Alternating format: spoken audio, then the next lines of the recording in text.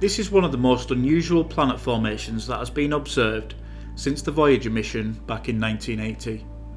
Although this majestic planet has inspired many with its array of icy rings, it has drawn much attention to its North Pole and specifically the six-sided vortex.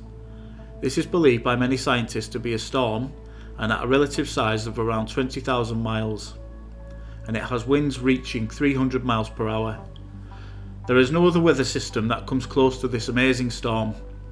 Scientists say that the unnatural looking hurricane occurs when atmospheric flows deep within Saturn to create large and small vortices, and it's these smaller vortices that interact with the larger system.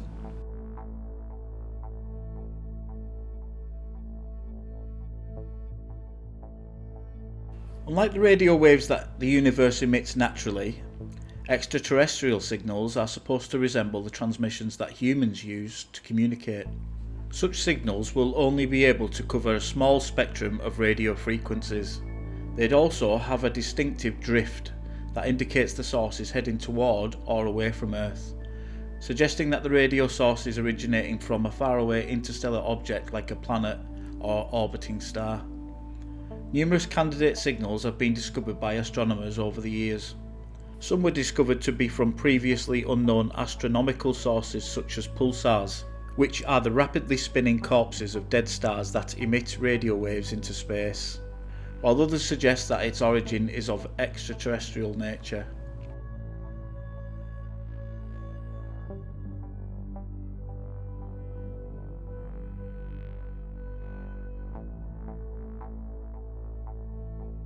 Dark matter is one of the universe's most elusive and yet abundant substances. Humans, the Earth, the Sun, and anything that emits or absorbs light in space are all made of ordinary matter, which includes protons, neutrons, and electrons. We can tell that dark matter exists and even infer some of its properties by observing how it affects the matter and light we can observe, particularly in large-scale astrophysical environments. But the fact that dark matter has eluded direct lab-tested detection so far means that a number of its properties still remain unanswered. Dark matter makes up the remaining 5/6 or the vast majority. Dark matter, unlike ordinary matter, is not affected by the electromagnetic force. It doesn't absorb, reflect or emit light, making it very difficult to detect. So as of yet, we still don't have a definitive answer to one of the universe's most fundamental questions.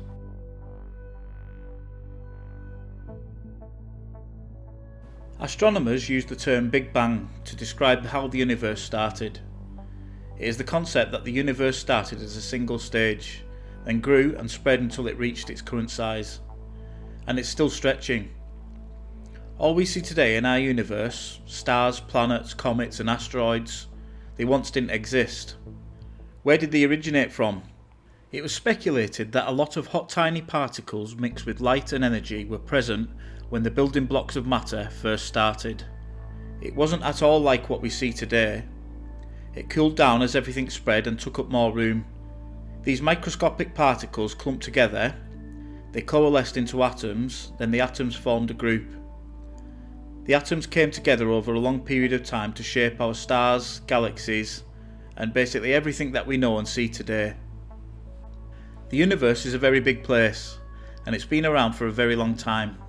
This has taken what is believed by scientists to be around 13.8 billion years old. Thinking about how it all started is quite fascinating.